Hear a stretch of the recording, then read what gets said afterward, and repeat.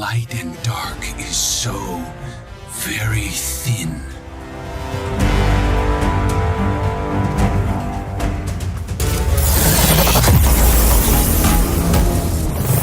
I am God! And I have become legend.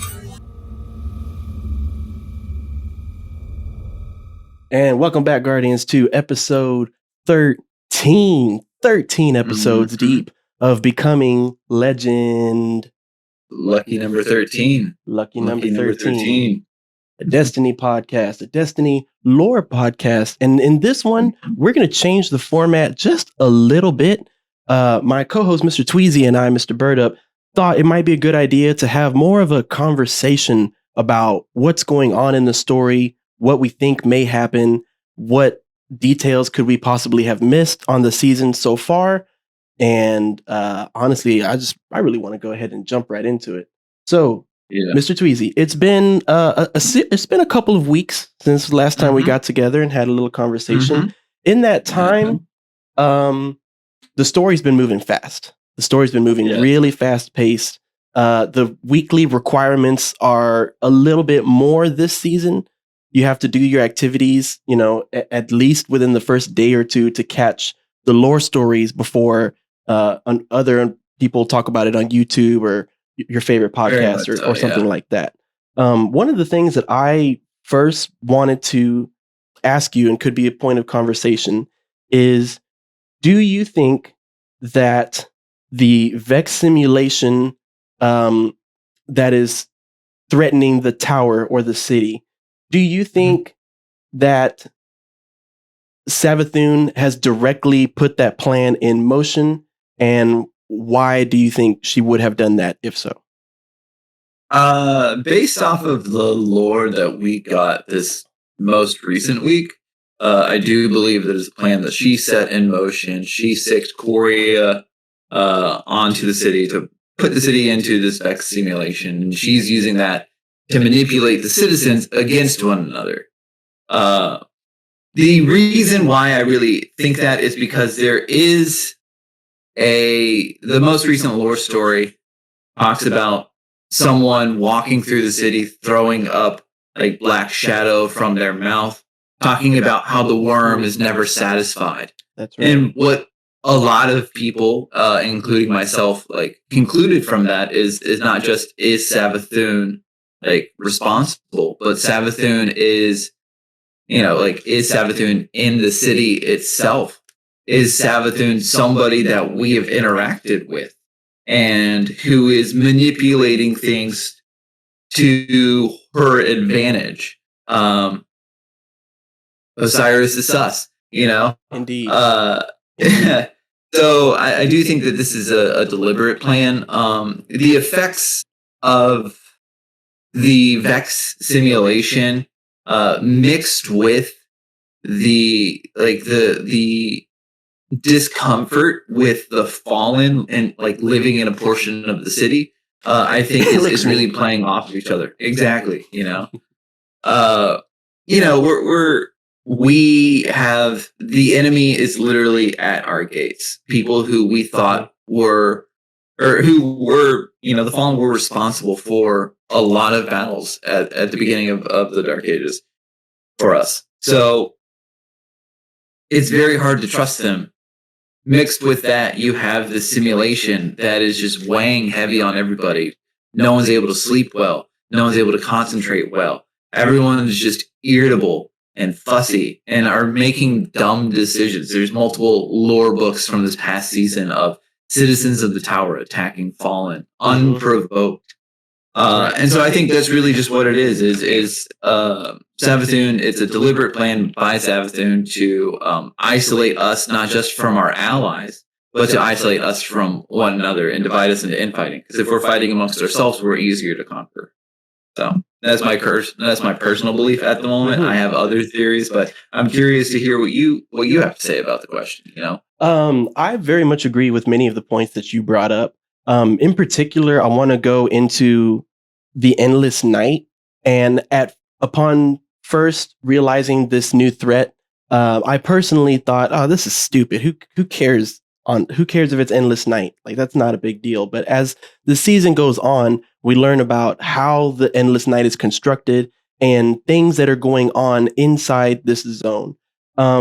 Now, it hasn't been confirmed in the lore. This is just my personal understanding. I want to say the endless night is solely around the tower and the traveler itself. I don't think it's the entire system, which I originally believed. Therefore, by Savathun enabling this Vex simulation that is specifically around the traveler and its guardians and its guardian citizens, it's able to, like you said, sow distrust between one another. We're already uncomfortable with the fact that there has been no sun in over 8 weeks at this point. So besides that, you have a species, it's leftovers of humanity that at this point has learned to fear the dark. And the traveler is the only thing that's kept humanity safe for centuries. And now the traveler isn't even unable to do something about this endless night. It's really terrifying. One of the interesting seeds of information that I found was within the endless night.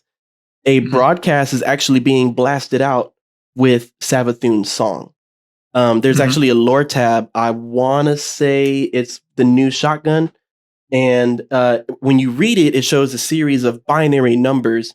But whenever you actually input those into musical metrics, they translate directly into Savathun's song. For those who've never heard it, the theme song for Destiny 2 Shadowkeep, every time you turned on your game and it blasted those horns right into your face, that was Savathun's song. So this, long story short, is the most dangerous tune that mankind has ever come across. And it has the power to cause doubt, to cause chaos, to enable people to be more susceptible to corruption. And I think by doing this, Savathun is causing certain members, aka, like you just said, Osiris is sus, Lakshmi 2 is acting crazy, people that we would never expect to behave the way they are now are being changed by this endless night, and it's really disturbing. Yeah. I wouldn't say that Lakshmi 2 is behaving any differently. We really never interacted with the future war cult in the way in which we are now. Like, we knew they existed. We knew that the future war cult was kind of like an offshoot of the Ishtar Collective, and they were using Vex mind forking technology in order to try and see the future. But we really haven't interacted with them after Destiny 2 Year 1. Like, vendors weren't a thing anymore. So it makes sense, especially when you talk about how Lakshmi has been using the mind forking device and believes that they saw the invasion of Gaul and the destruction of the tower. They saw that and didn't say anything about it, and then it happened. And so there's a guilt there, and like this pressure of I had this information and I did nothing with it, and look what happened. And so Lakshmi is a little bit more forgiving in the sense of with the effects of the endless night and the fact that Lakshmi ultimately, apologies. Lakshmi is ultimately trying to protect the citizens, which makes sense. What's really interesting is Osiris. And there's been some theories that have floated out there, and I have perpetrated some of these theories about Osiris and whether or not he is corrupted, and whether or not the Osiris that we're dealing with is in fact Osiris.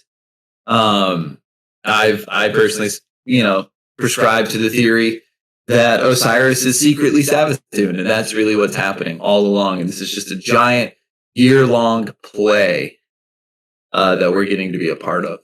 But before we go too deep into that, I just want to take the 3 minutes to be remember when we talked about how storytelling in Destiny, we wanted to experience it in game? This past year, we've really experienced the story in game. That's right. Yeah.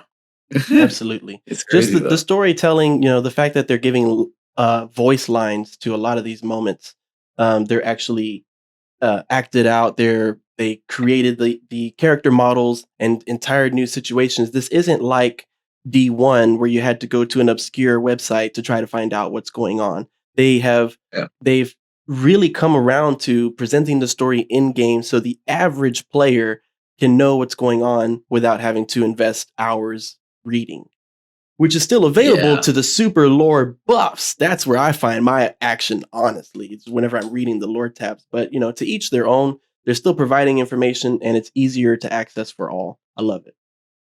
Very much so. Oh, sorry. Yeah. I'm curious to hear what your theories are regarding Osiris. I just want to jump straight into it. Osiris is sus AF. Yes. For listeners who are listening, there's been a number of things that have led us to believe that Osiris is concerning. This season especially, like last season, the most concerning thing that happened was after invading the Glycon and after finding the Crown of Sorrow, Osiris wanted to take possession of it to study it because the hive ruins on the crown had been altered. So he wants to find out more about what's going on. It's weird, but whatever. Like, it's Osiris. He spent years on Mars. Oh, sure, let him. Whatever. But this past season, he has been interfering a lot more. He has been present a lot more. We have moments where Mithrax and us are communicating with, I think it was Saint, on a private encrypted channel that Osiris is able to find his way on. And you hear that in game. You hear Mithrax being like, how did you get on this channel? And that's whatever. You have Osiris who's sticking up for Lakshmi 2. Very much so, like telling people, oh yes, like Lakshmi 2 is using mind forking, which is like a questionable Vex technology. But don't worry about that, And then most recently, the most recent thing that was suspicious was talking about not killing Quoria, but capturing and studying Quoria. Quoria is a Hydra that was gifted, a taken Hydra that was gifted to Savathun by Oryx. And that doesn't seem like something that you want to play around with. Like that's not a chance that you want to take. And so it's led a lot of people to question Osiris. And so I'm curious what your thoughts are with everything that we've experienced this past season and all of the seasons, how he's been an integral part of Destiny since the beginning of Beyond Light. I'm just curious what your thoughts are. So my answer is going to be a little bit long-winded, but I'll get to the point. For me personally, my answer relies on the fact that I believe Osiris to be one of the most mysterious main characters that we have in the game. Sure, we know about him, we know where he's been, we know the things he's done, but we haven't truly been privy to the reasoning. Why is Osiris Osiris? What are his motives? What is he truly trying to gain? And some of the things that really make me question, whether he's a good guy or bad guy, somewhere in the middle, what if he's trying to attain power for himself, is the fact that he's been around so long. He's been around. Mm-hmm. He knows about what happened with the Dark Guardians, with Dredgen Yor, with the other Dredgens. He knows that the darkness has the power to corrupt. He's extremely familiar with Vex technology and Vex networks. He essentially claimed the Infinite Forest for himself after we cleared out the previous boss. Mm-hmm. And he's able to do things that, even without Vex tech, seems impossible to most Guardians. For example, the light clones. That's an ability you haven't seen really in anybody else. Where did he learn that? So what I'm trying to get to with my long-winded answer is because I can't pinpoint his motives, I really don't want to easily accept the information that's being given to me right now. Because in general, misdirection has been a big theme in Destiny. And I just don't want to take how Osiris is presenting himself right now and immediately think 100% that he's corrupted. We don't have the proof. It looks that way. It's sketchy for sure. As the song goes, don't be suspicious. Don't be suspicious. And he's being very suspicious right now. Mm-hmm. But at the same time, he could have legitimate reasoning for the actions that he's trying to do. Maybe he knows a plan that we don't. It's very unlikely. It's probably that he's been corrupted, most likely. But I just, out of everything that we've experienced in Destiny 2, I just am very hesitant to go ahead and confirm that he's been corrupted.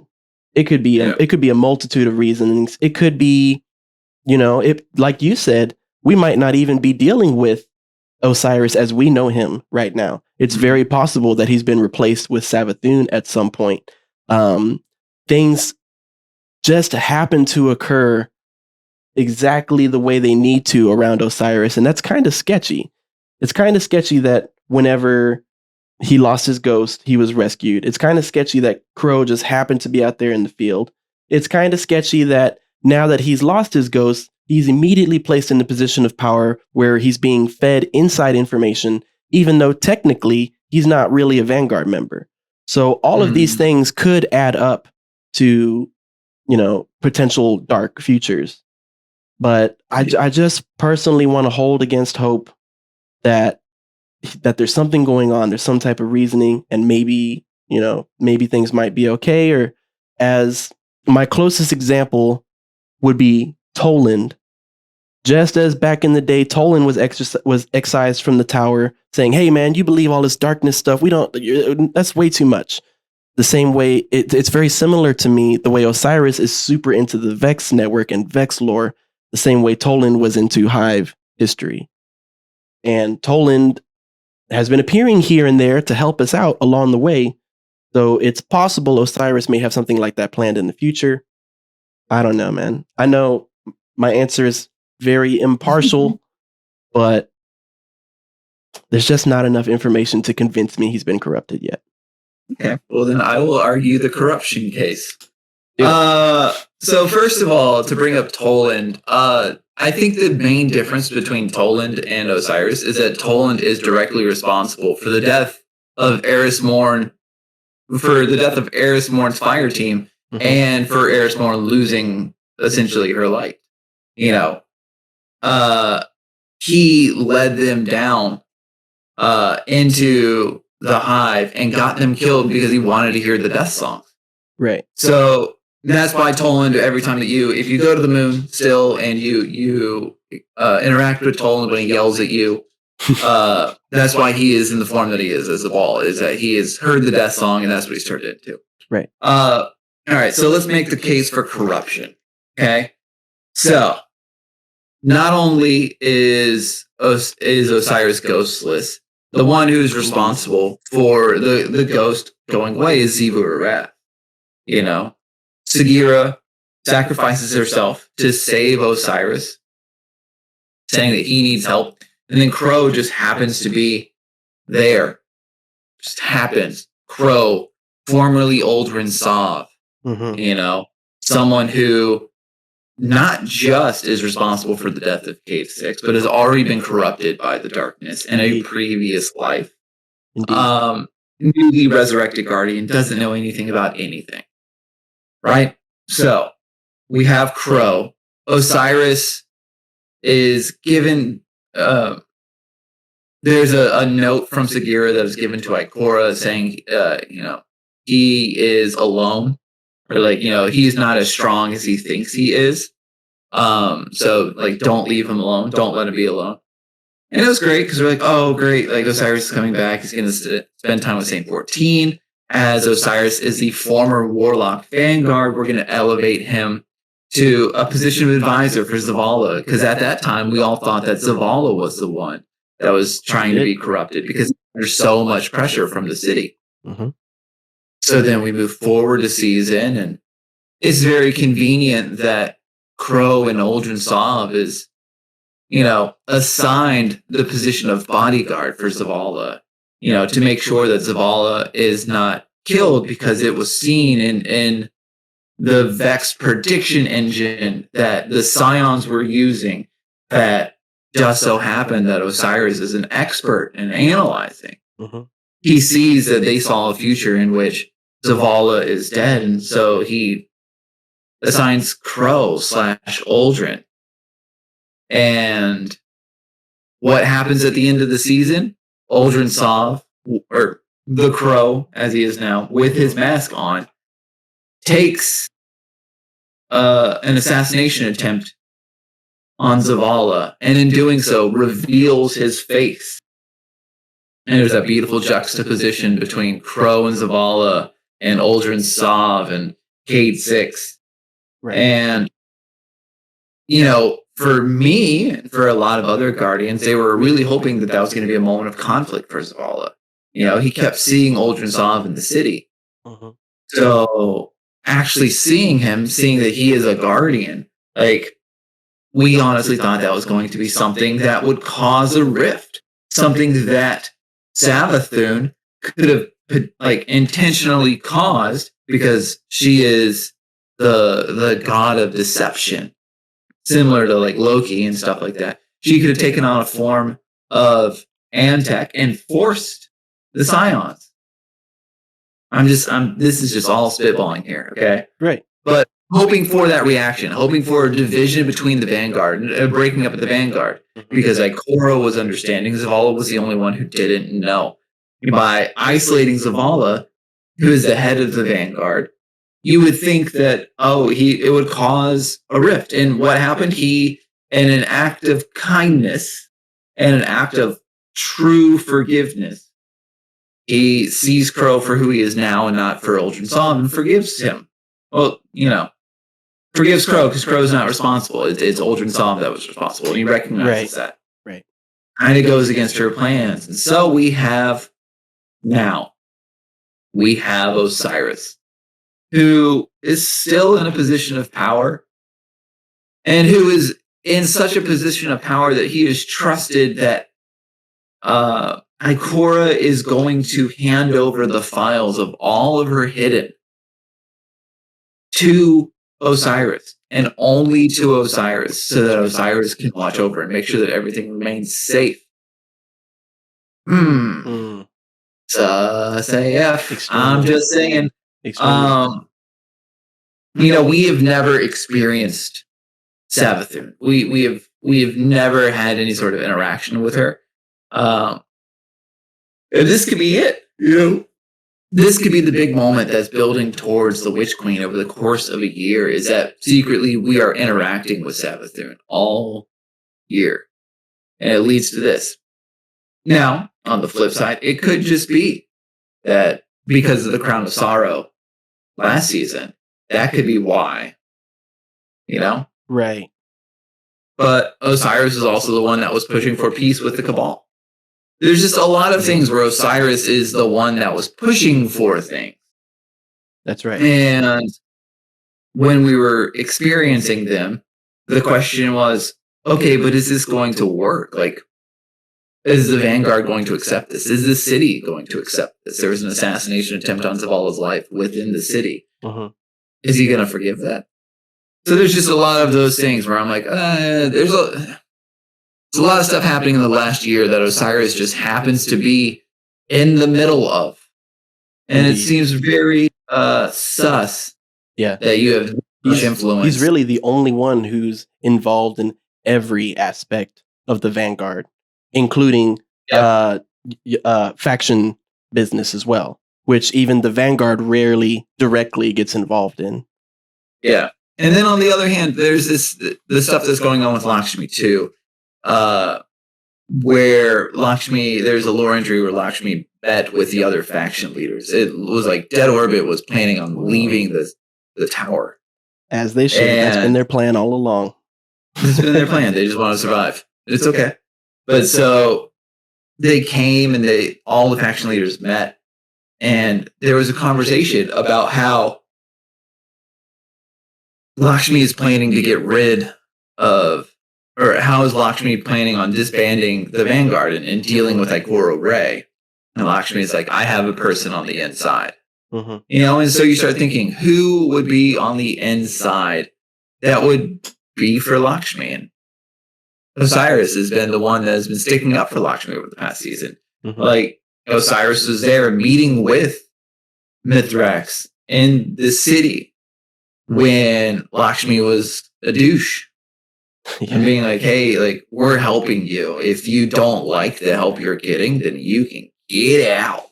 You know, like, Cyrus is like, yeah, well, whatever. Saint. Mm-mm. It's going to be, if Osiris is, in fact, not Osiris, which is my theory and the thing that I really hope is true, that will be a major moment. Because how much information will have been given away? You know? Indeed.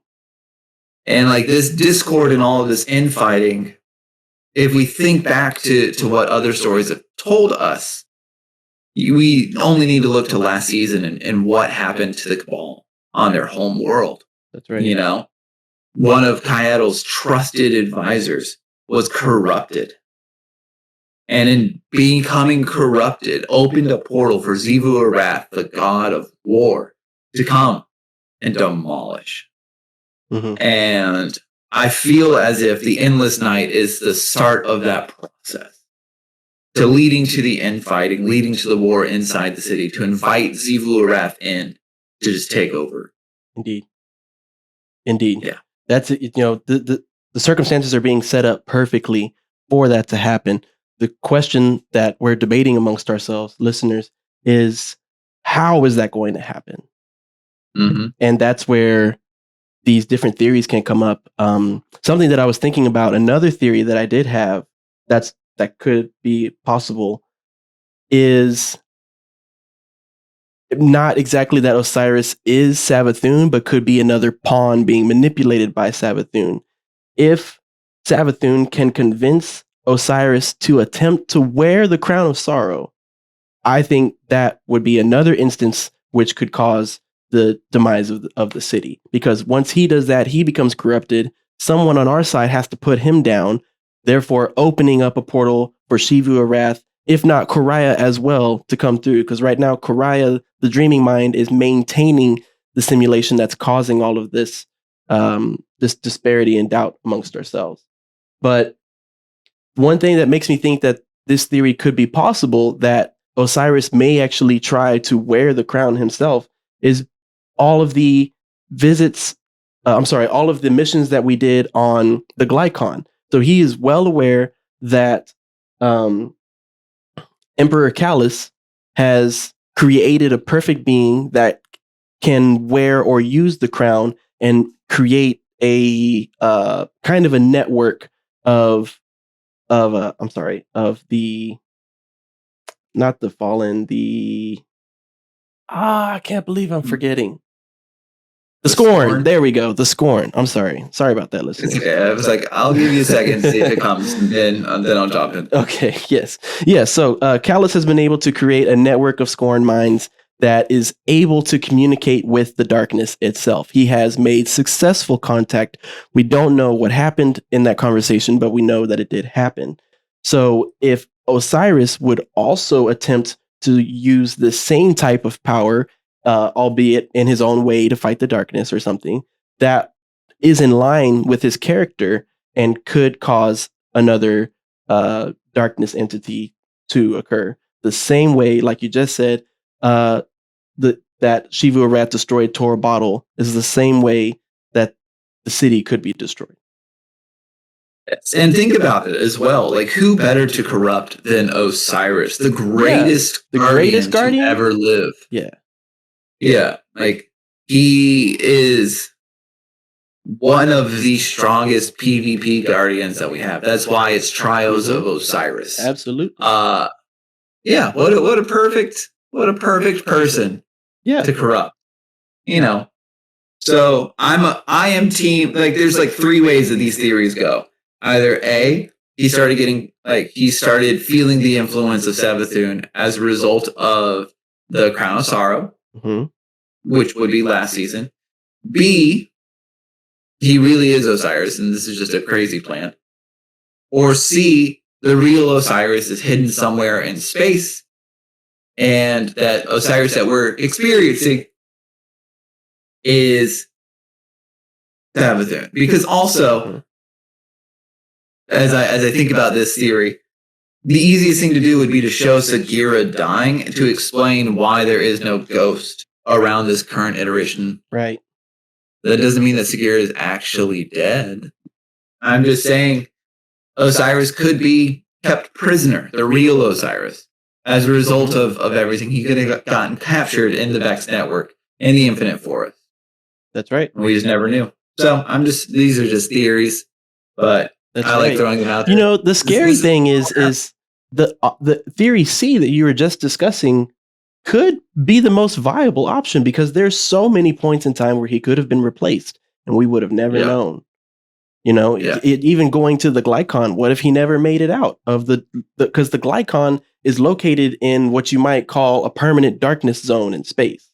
It's actually not physically in our solar system, but it is. It's kind of confusing. I'm sorry, y'all, but basically they're able to take pockets of space and have it be completely separate dimension. And that's where the Glycon was. So what if Osiris never returned? It's possible.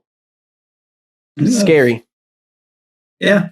That's the exciting thing is that we're experiencing the story in the game. There's so much stuff happening in the game that we can really have these theories. And everybody else that's playing the game can kind of see where we're coming from. It's no longer just like you only think that because you read the lore. Like the lore is there, but the lore this season mostly talks about either the effects of the endless night on the city, or B, the Achilles weaves a cocoon is Mithrax is telling a completely different story. Yeah, of Mithrax. So. Yeah, that's in particular, the Achilles Weaves a Cocoon lore book is going in interesting directions, and I want to see how it ends. Why is Mithrax being presented as so central to the story right now? One of the theories out there that I've come across on Reddit is it's possible he may sacrifice himself in a way to save the city, but maybe he's revived as the first new Elixni Guardian. This is just speaking out of the blue. It might happen, it might not. There's nothing to even suggest that might happen, but if it did, it would be amazing, and it would complete his story of redemption for himself as well as his species and his house, and be like, okay, we can trust Elixni now because we have an Elixni Guardian. I feel like that would end infighting between most humans and Elixni. At least House Light. I think that could be a thing. I don't know. The internet's gone crazy with all the theories of what could not happen. Because also there's theories that Quoria Ray secretly knows that Osiris has been corrupted, and so is giving him the information as a way to just continue to prove it. And you're just like, okay. Okay. So if this information gets out, and Osiris was the only one that had it, you know who did it. Yeah. Yeah. Okay, I like that. Because the person who posed that on Reddit was like, if you watch the cutscene or you watch the interactable scene that you're in, she looks towards Osiris and where Osiris would be, and then looks back. And in my head, I'm like, I didn't notice that her eyes moved, but all right, we'll see. So I just love it. We're able to have all these theories. We're able to talk about something in the game that's central to lore, and it's not us talking about, oh, this is the build that everyone's currently running. Yeah. This catalyst is OP, whatever. There's other conversations that are happening amongst the community and between us and the devs. Better ways of handling mods, better exotic perks, as some exotics are no longer viable in the current game. But largely the discussions that have been happening, not just this season, but the past few seasons, have been focused mostly around story and what's happening in the game. And as a D1 vet, as someone who used to read the Grimoire cards, reading the lore tabs and everything that we get, it's just really exciting that we're at a point where we're now experiencing so much more in the game. and we're able to have conversations with people who just play the game casually and are not reading the lore on their lunch break like I do. That sounds like a pretty good lunch break. I mean, I can't complain. Yes. Okay. One other thing I wanted to ask you about, not necessarily from a lore perspective, more about the gameplay for the season. Are you enjoying the new seasonal event that I forget what it's called? Override. Thank you so much. Yeah, there's the main seasonal event that they first introduced, where it's the 6-man activity, but they've also introduced another three man. Fun. That's right, Expunge. There we go. Specifically Expunge. That's what it's called. Expunge. Yeah. I really enjoy those missions, and just this week they started giving us taken versions of those missions for the reveal of Quoria, the Dreaming Mind, as the big bad for the season. Mm-hmm. For those that don't know, real quick, Quoria, the Dreaming Mind, was a gift from Oryx to his sister Savathun. Savathun said, "Is this thing going to kill me?" And Oryx said, "If it kills you, you don't deserve to live." She said, "You're right." And she's just been playing with it ever since. And it's finally being deployed. And this is the first time we're actually able to communicate with it. Real quick, very last final thing I'm going to say before I ask you more about your opinion is in the newest Expunge mission, it shows that Quoria may be speaking with you directly. If you look on the top left hand of the screen where it usually shows debuffs, stuff like that, there are direct messages. I see you. I see you running around my network like rats. I've seen your death written in time, stuff like that, which is crazy because we have seen our death written on in time with our own eyes. We know for a fact we're going to die, and Saint 14 is going to say a eulogy about us, but that's neither here nor there. How do you feel about the Expunge missions? How do you feel about the reveal of Quoria? I think the Expunge missions are fun. Sometimes they suck. The new taken version, completing that in 10 minutes is really going to suck. But I do like it. Sorry. What's interesting is that people are saying that we shouldn't. Wow, camera did it again. Quoria, you did it again. Way to go. Talking about computer Bex minds. What's interesting, right, is we keep talking about these keys that we've been able to unlock. And for the first time, we're now able to use corrupted keys. But the danger in the corrupted keys is that the signal also goes to somebody else inside the Vex network. We think it's Savathun, Quoria, they're tracking us. That's okay. Just give me good loot. That's all I really care about. I do like these missions. I do like the thing that happened. There's been a lot of conversation specifically around this past weeks because of that direct interaction. I see you. I've seen your grave. And you're right. What was it? Season not Arrivals, whatever. Season of the Dawn is what I'm going to guess here. That's right. The one with the sundial. We were able to travel into the corridors of time, and we did find our grave.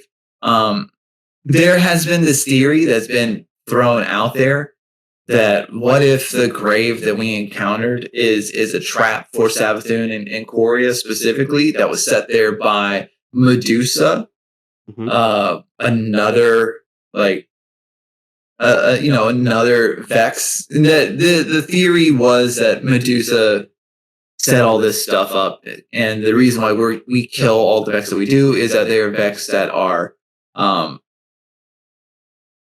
not bad, but they're Vex that are not falling into the way that the Vex want the whole network to work. So they're just we're taking care of all of their corrupted Vex for them. And that's why we kill so many Vex. But I have liked the missions. I have liked going in and running them and experiencing all of these different bosses and all these different mechanics. I run them solo. It is a 3-man activity. It's not as much fun solo, but to live and learn. But I am excited that they keep introducing things like this into the game. It is a little bit weird though that this is not tied directly to an exotic. Last season we got the Glycon. The Glycon was an exclusive exotic mission, and this year we haven't really gotten that. And it could be for a variety of different factors. They could have just not introduced it to us yet. We still have 2 weeks left in the season. it could be because they're working on figuring out what they're going to do for the next season leading up to Witch Queen, because in years past we would have one more season before the fall, which in the fall it would be where we experience the expansion. But since the expansion's been pushed back to February, that's going to be an awkward amount of time. Are they adding another season in? What are they going to do with all of this time? Because if they have that long of a time, a lot of people are going to fall out. It could be because they're working on crossplay, and crossplay is a big thing that's coming next season. We don't know why there hasn't been a specific exotic mission, but we haven't gotten one yet. And that part's kind of confusing, concerning. We have like a couple more variations. I assume that we're going to get corrupted versions of the other two. Yes. And then a big bad one for the final week. And maybe that will be where we get the exotic. But it is weird in the sense that these are missions that feel like they would be, something bigger. If it was bigger, then it would be an exotic mission. But I like them. I want to say I do like them. I do enjoy running them. It's a lot of fun. But I always think about like how, like, what does this mean, and where is the exotic? We got Dead Man's Tale last season. We got Hawk Moon the season before. Right. What are we getting this season? Crowsthesia. I mean, I still need to earn the catalyst on that gun. I don't like running it like at Same. All. I did all the grinding on the catalyst, and I'm on the final step, and I just burnt out. Yeah, I'll do it. I'll do it, but it's just not fun. It's really not. And do not use that weapon in Iron Banner. Oh man. Oh well. Oh, I didn't run Iron Banner. That's the easiest way to solve that problem. Just don't play Iron Banner like me. Eventually, I'll run Iron Banner again. I know I rail about Iron Banner a lot, but it's because it's just not fun right now. The gameplay loop in Iron Banner is not fun. You can either play in the freelance playlist, which is a whole bunch of sweats, and I don't want to sweat that hard. Yes. Or you can play in the regular playlist and then get mercy ruled in at least 4 out of every 5 games. Oh yeah. We'll end in a mercy rule. Either you mercy ruling them or them mercy ruling you. So yeah, it's just not as much fun. Yeah, I want more from it. You're correct there. I mean, honestly, like I am a fan of Iron Banner, but even I can admit that these past couple months, perhaps even the last year, has just been so repetitive. I sorely miss the D1 days where Iron Banner would rotate the playlist types. One month it's Clash, 1 month it's Control, 1 month it's I forget. There was like a football type mode where you had to slam the ball in the other side, and that was a very fun team-based activity. It changes the gameplay loop, makes it fun for all, and you never really knew what you were going to get until the week before. But now you can guarantee that it's going to be Control. You're going to get stomped. It's going to be power play after power play after power play, and then you get mercied. Or you're on the other side where you mercy someone else. Either way, the match lasts about 2 to 5 minutes, and you're on to the next one. It's really just become a source for pinnacles, honestly, for the hardcore players who are trying to get 1335 plus within the first opening weeks. Sure, Iron Banner is a place where you can level up. If you are a new player of Destiny, or if you just have not reached the max of 1310, Iron Banner is a place where you can grind it out and you have a higher chance of getting better loot. But is it fun? Like Mr. xTweeziix said, it's fun with friends, like most games, but yeah, it's fun with friends. It's not fun solo, which is typically how I play. And it's just, it's not that it's bad. It's just, it's been the same thing for 4 years now. Iron Banner has been Control, and it's just so much. We've been doing it for so long, and there's been no change. There's been no evolution of the game from that standpoint. To where it's the same with strikes. You get tired of running strikes. You get tired of playing Gambit. These core playlists we've been playing it for so long, and there hasn't been a lot of changes. There's changes that they keep talking about. There's rumors on the horizon of some adjustments to strikes, and maybe we'll see skeleton keys come back. But for now, those core gameplay loops are the things that are the most the most taxing to run. Is how I'm gonna say it. Like, yes, I do it because I have to, not because I want to. What I want to do is I want to play the story. I want to do override. Like I have a lot of fun on the override mission. I have a lot of fun doing the expunge missions. I had a lot of fun running the Glycon and getting my seal.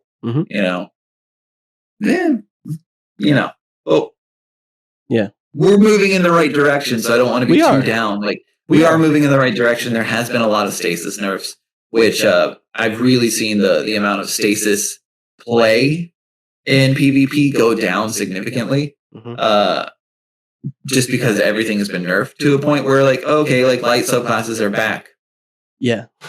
But, there's still room for improvement. The dissent is the highest form of patriotism, Like, just because I disagree with directions in the game or I want better for the game doesn't mean that I don't like the game. It's because I like the game that I have these opinions, because I want it to be the best that it can be. So, yeah, just tweak Iron Banner. Just make it a little bit better. Tweak Trials of Osiris. You might actually get me to play it. You tweak it so that it's not based on cards, it is based on connection.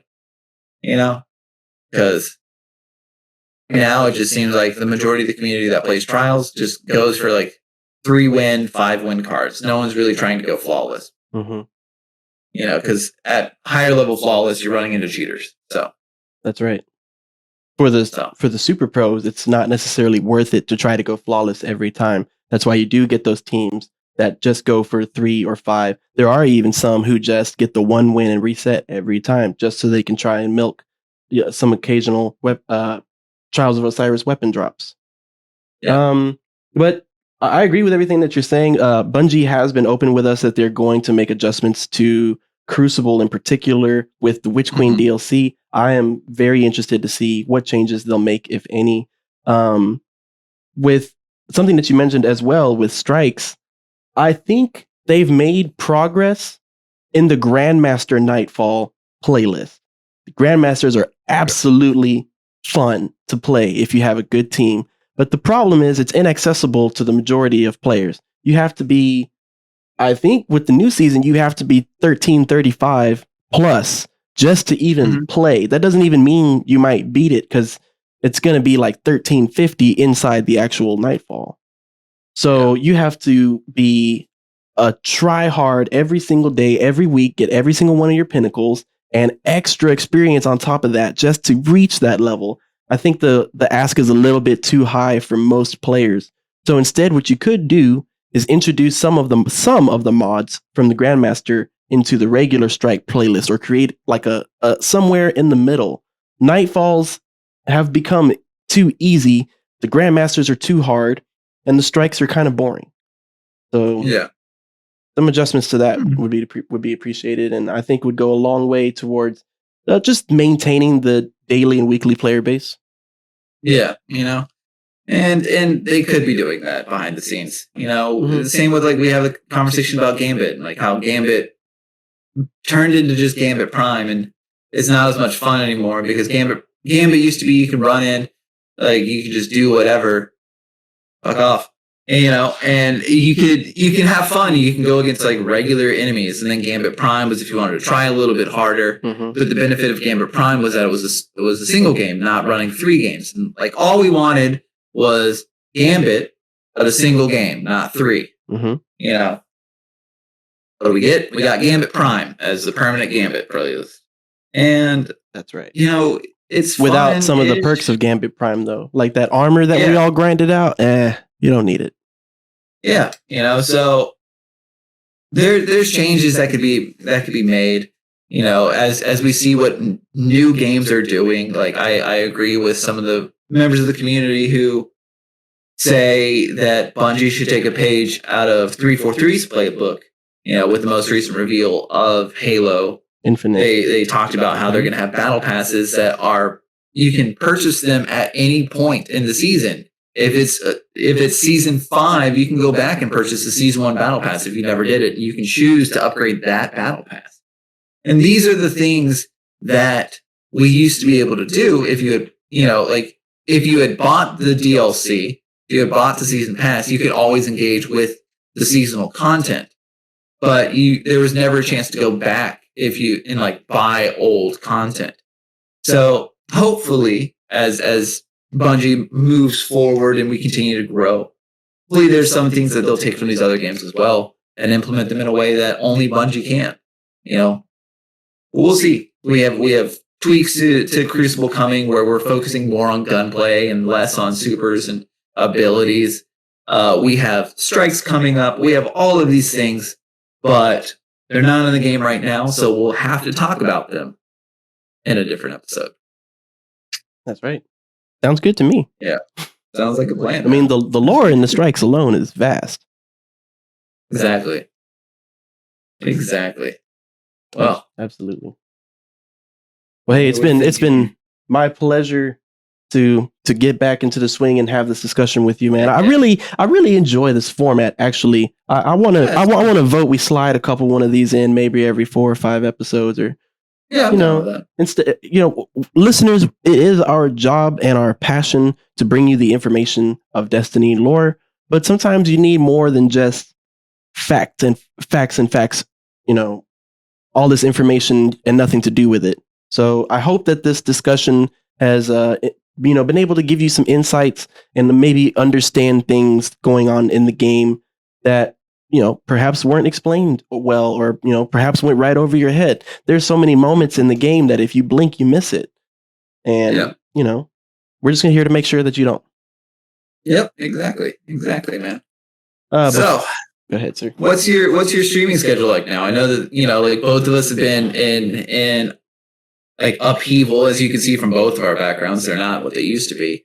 So what's your stream schedule like? How can people find you on the internet? Yes, I actually do have an announcement about that for the current subscribers as well as new listeners. I am going to be changing my format. It used to be streaming on Twitch 2 to 3 times a week, and maybe 1 or 2 YouTube videos. I'm going to be switching it to streaming probably just 1 day a week, which will likely be on Thursdays. As soon as I have that confirmed, I'll put out a notice on my Twitch as well as my YouTube, Facebook, all the socials.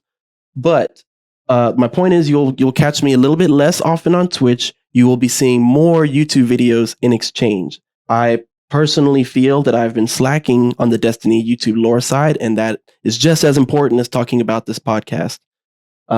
So if you want to follow my YouTube page, Birduuup Gaming and Entertainment, I changed it. I used to be gaming and anime, switched it to gaming and entertainment. Nice. I just thought it was a better fit. It sounds better. You will find me there. You will find Destiny lore information there. Any new other information you can find on my Facebook page. All right. How about you, sir? Where do people find you? You can find me on Twitch. It's twitch.tv/xTweeziix, XTweeziix. I still haven't decided what the new stream setup is going to be. As you can see, we're still finishing unpacking all of our stuff from our move. Yay! Congrats! Yay! So I will be picking up streaming again. I just don't know 100% what the time of that is going to be. I just need to figure it out. But you can follow me on Twitter at Taylor Zeller, and I'll update you guys there. Past that, I'll talk about all the things I still talk about: Call of Duty League, Overwatch League, video games in general, Halo. Yeah, it's gonna be an exciting time. Yeah. Oh yeah. Yeah. Absolutely. Well, listeners, we've been taking up a little bit of your time for about 56 minutes now, a little longer than our usual time. I super appreciate you hanging out with us. Hope you learned something new, and we will see you next time with episode 14. Before I go, don't let me forget. Let me forget. Discord is another place that you can find both of us. We do have a Becoming Legend Discord, which I am intending on growing, as well as we have a Becoming Legend Destiny clan, which we will discuss more. We'll send out and the invites about it later. Exactly. By the time we have cross-play in Destiny 2, we will all be able to cross-play together. Exactly. Yeah. It's been fun talking to you guys, man. Look forward to seeing you guys in the next one. Episode 14. Let's go. 14, let's go. All right. Peace. Later, y'all.